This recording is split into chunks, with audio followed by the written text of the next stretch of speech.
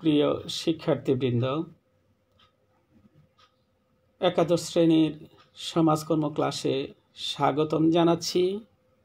আমি মোহাম্মদ আব্দুল মোতালেব, সহকারী অধ্যাপক, সমাজকর্ম বিভাগ, কুমিল্লা সরকারি মহিলা কলেজ, কুমিল্লা। প্রিয় শিক্ষার্থীবৃন্দ, তোমরা স্লাইডে দেখছ একজন সমাজকর্মী বিদ্যালয়ের একজন স্লো লার্নার শিক্ষার্থীকে বিশেষ পরিচর্যার মাধ্যমে সহায়তা করছে। আরেকটি ছবিতে একজন হতাশাগ্রস্ত বয়স্ক ব্যক্তিকে সমাজকর্মী তার হতাশা দূরীকরণে ভূমিকা রাখছে। অর্থাৎ সমাজকর্মের দুটি বিশেষ গুরুত্বপূর্ণ শাখা, বিদ্যালয় সমাজকর্ম এবং প্রবীণ কল্যাণ সমাজকর্ম। প্রিয় শিক্ষার্থীবৃন্দ, নিশ্চয়ই তোমরা বুঝতে পেরেছ আজকে আমাদের আলোচনার বিষয় সমাজকর্ম দ্বিতীয় পত্রের দ্বিতীয় অধ্যায়, সমাজকর্মের শাখাসমূহের বিশেষ দুটি শাখা, বিদ্যালয় সমাজকর্ম এবং প্রবীণ কল্যাণ সমাজকর্ম। প্রিয় শিক্ষার্থীবৃন্দ, এই পাঠে তোমরা জানতে পারবে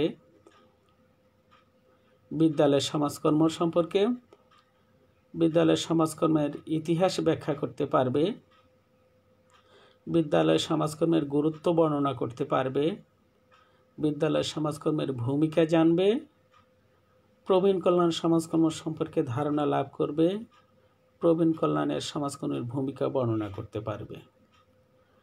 প্রিয় শিক্ষার্থীবৃন্দ, এখন আমরা মূল আলোচনায় আসি। বিগত ক্লাসে তোমাদের বাড়ির কাজ ছিল বিদ্যালয় সমাজকর্ম এবং প্রবীণ কল্যাণ সমাজকর্ম সম্পর্কে ধারণা অর্জন করা।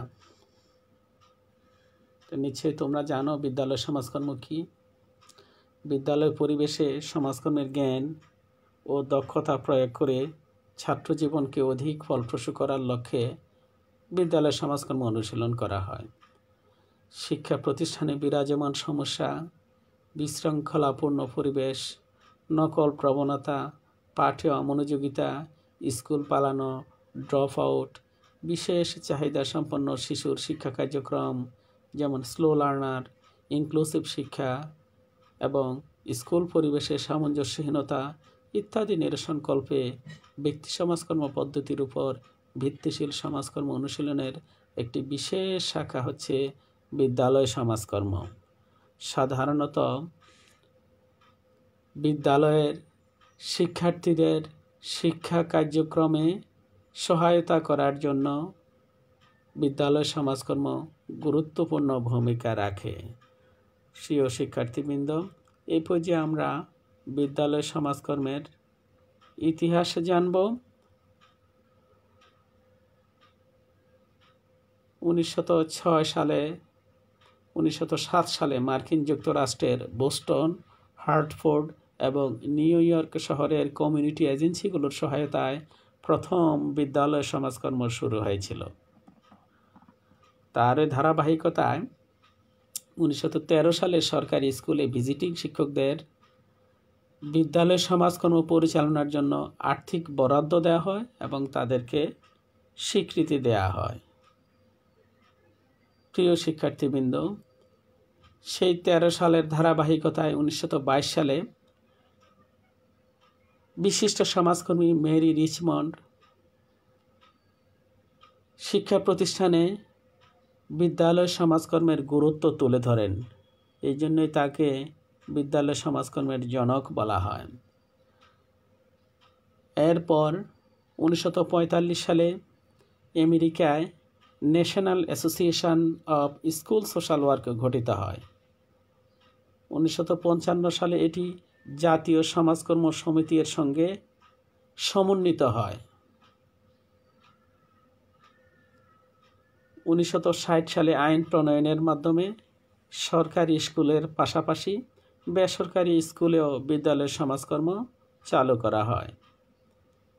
আর বাংলাদেশের প্রেক্ষাপটে 1969 সালে ঢাকার আরমানিটোলা সরকারি হাই স্কুলে এবং চট্টগ্রামের মুসলিম হাই স্কুলে বিদ্যালয় সমাজকর্ম প্রকল্প গ্রহণ করা হয়। এরপর 1984 সালে বিভিন্ন সমস্যায় সফলতা না আসায় বিদ্যালয় সমাজকর্ম কর্মসূচি স্থগিত করা হয়।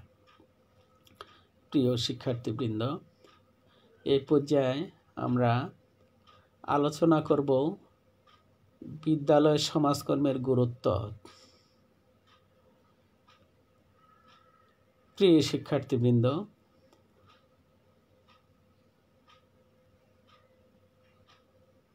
শিক্ষার উদ্দেশ্য পূরণে বিদ্যালয় সমাজকর্ম গুরুত্বপূর্ণ ভূমিকা পালন করে। কারণ একজন শিক্ষার্থী যখন বিদ্যালয়ে ভালো ফলাফলে ব্যর্থ হয় বা তার ফলাফলে ছন্দপতন হয়, ক্লাসে অমনোযোগী হয়, তখন সমাজকর্মের জ্ঞান, পদ্ধতি এবং কৌশলসমূহ প্রয়োগ করে তাকে তার এই সমস্যাসমূহ মোকাবেলা করে তাকে শিক্ষার প্রতি আগ্রহী করে তোলা হয়। এরপরে শিক্ষার্থীদের উন্নয়ন সাধনে স্লো লার্নার শিক্ষার্থী যারা রয়েছে তাদের ক্লাসে মনোযোগী করে এবং তাদের উন্নয়ন সাধন করার ক্ষেত্রে সমাজকর্মের পদ্ধতি কৌশল প্রয়োগ করা হয়। শিক্ষার্থীদের পরিবার এবং অভিভাবকদের আচরণ ও দৃষ্টিভঙ্গির পরিবর্তন, শিক্ষার্থীদের পরিবারের দৃষ্টিভঙ্গি, নেতিবাচক দৃষ্টিভঙ্গির কারণে অনেক সময় তাদের বিদ্যালয় কার্যক্রম ব্যাহত হয়, অথবা শিক্ষার্থীর প্রতি তাদের পরিবার অভিভাবকদের অতি প্রত্যাশার কারণে তাদের সামর্থ্যের বাহিরে তাদের জ্ঞান অর্জন এবং ক্লাসে লেখাপড়া চালিয়ে যাওয়া অনেক সময় সম্ভব হয় না। এজন্যেই তাদের দৃষ্টিভঙ্গি পরিবর্তনে বিদ্যালয় সমাজকর্ম গুরুত্বপূর্ণ ভূমিকা পালন করে। শিক্ষকের ভূমিকার উন্নয়নে পাঠদান কার্যক্রমের দক্ষতার উন্নয়নের ক্ষেত্রে শিক্ষকদের ভূমিকার উন্নয়নের ক্ষেত্রে বিদ্যালয় সমাজকর্ম ভূমিকা রাখে। শিক্ষা প্রতিষ্ঠানের ভূমিকার উন্নয়নে শিক্ষা প্রতিষ্ঠানের পরিবেশ উন্নয়ন, ছাত্রবান্ধব পরিবেশ, ছাত্রবান্ধব ক্লাসরুম তৈরিতে বিদ্যালয় সমাজকর্ম গুরুত্বপূর্ণ ভূমিকা পালন করে। এটা ছাড়াও শিক্ষার্থীর সামাজিক আবেগিক সমস্যার সমাধান করে স্কুল পরিবেশে খাপ খাওয়াতে সহায়তা করার ক্ষেত্রে বিদ্যালয় সমাজকর্মের গুরুত্বপূর্ণ ভূমিকা রয়েছে। প্রিয় শিক্ষার্থীবৃন্দ, যে শিক্ষা প্রতিষ্ঠানে সমাজকর্মের জ্ঞান পদ্ধতি প্রয়োগ করে বিদ্যালয় সমাজকর্ম অনুশীলন করা হয়, সেই পরিবেশে ছাত্রছাত্রীদের হতাশা থাকবে না এবং ছাত্রছাত্রীরা তাদের মনের একান্ত সমস্যাগুলা বিদ্যালয় সমাজকর্মীর সাথে শেয়ার করে তার সমস্যা মোকাবেলা করে উদ্যমী হয়ে ভবিষ্যৎ জীবনের স্বপ্ন দেখা শুরু করতে পারে বিদ্যালয় সমাজকর্মের যথাযথ ভূমিকার মাধ্যমে। প্রিয় শিক্ষার্থীবৃন্দ, এই পর্যায়ে আমরা আলোচনা করব শিক্ষার্থীর উন্নয়নে বিদ্যালয় সমাজকর্মীর ভূমিকাটা কি হতে পারে। প্রিয় শিক্ষার্থীবৃন্দ, তোমরা যে স্পাইডার ডায়াগ্রামটি দেখছ, এই ডায়াগ্রামের কেন্দ্রবিন্দুতে সমাজকর্মীর ভূমিকা থাকে। সমাজকর্মী একটি সেতুবন্ধন হিসাবে ভূমিকা পালন করে। শিক্ষক, অভিভাবক, বিদ্যালয়, শিক্ষার্থী এবং পরিবার সকলের সাথে যোগাযোগ স্থাপন করে, সকলের সমস্যা চিহ্নিত করে, সেই সমস্যাসমূহ ইতিবাচক পরিবর্তন করে শিক্ষার্থী বান্ধব পরিবেশ তৈরিতে সমাজকর্মীর গুরুত্বপূর্ণ ভূমিকা রয়েছে। প্রিয় শিক্ষার্থীবৃন্দ, এই পর্যায়ে আমরা আলোচনা করব প্রবীণ কল্যাণ সমাজকর্ম। সাধারণত প্রবীণদের কল্যাণে গৃহীত সেবা কার্যক্রমে প্রবীণ কল্যাণ। তোমরা জেনে রাখবে, প্রতি বছর 1 অক্টোবর বিশ্ব প্রবীণ কল্যাণ দিবস হিসাবে পালিত হয়। প্রবীণদের আর্থসামাজিক এবং মনোদৈহিক চিকিৎসা ও কল্যাণমূলক কর্মসূচি বাস্তবায়নের সমাজকর্মের জ্ঞান, দক্ষতা এবং কৌশল প্রয়োগ করাই প্রবীণ কল্যাণ।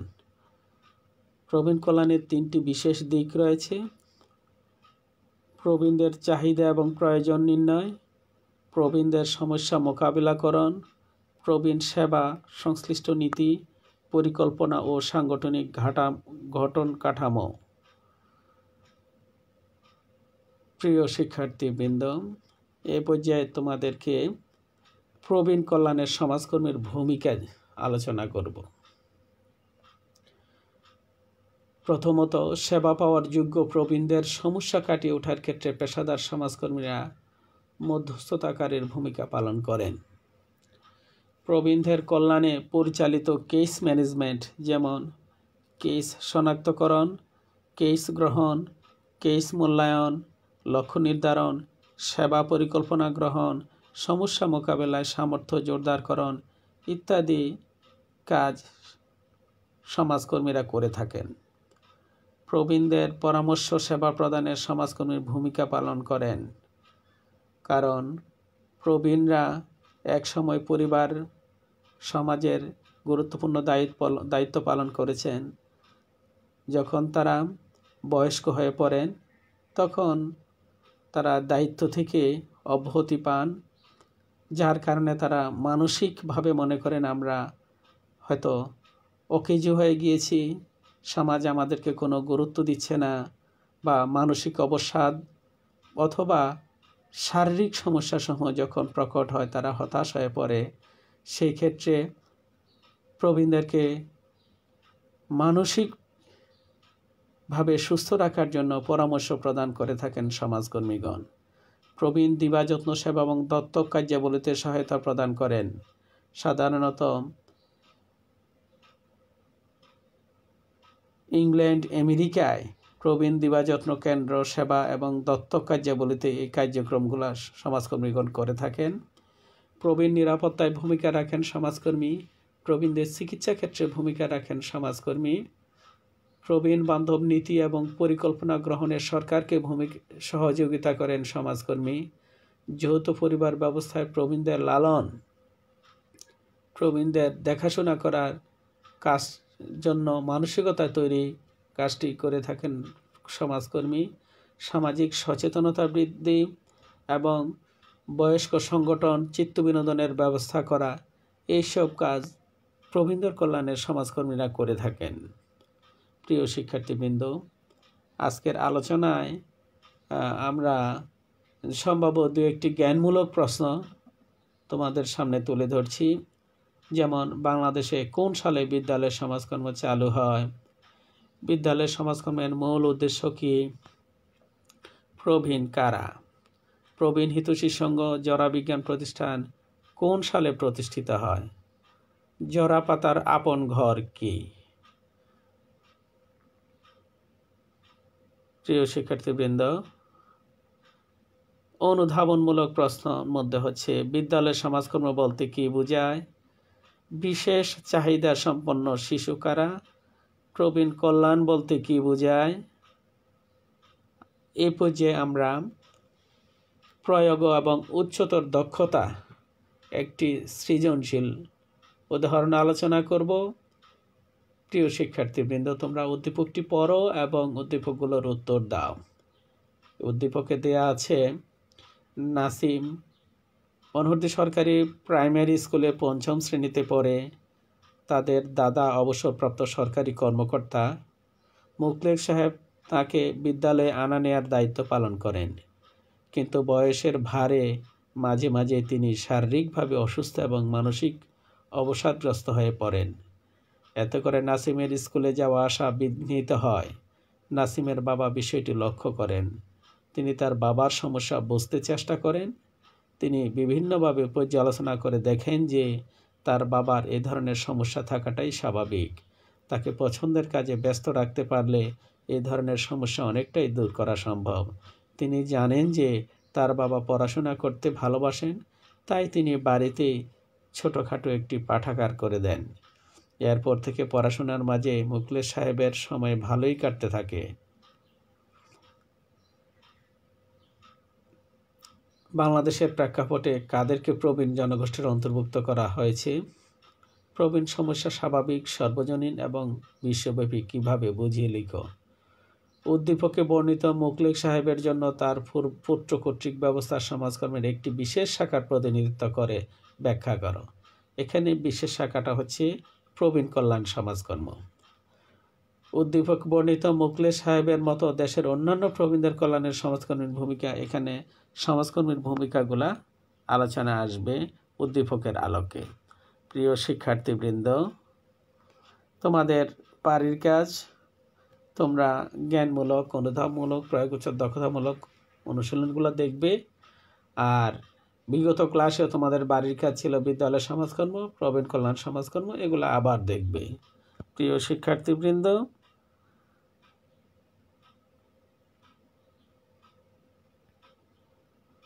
আজকের ক্লাসে ধৈর্য সহকারে অংশগ্রহণ করার জন্য তোমাদেরকে ধন্যবাদ জানাচ্ছি। ভালো থাকবে, আমাকে দোয়া করবে। আসসালামু আলাইকুম। ধন্যবাদ সবাইকে।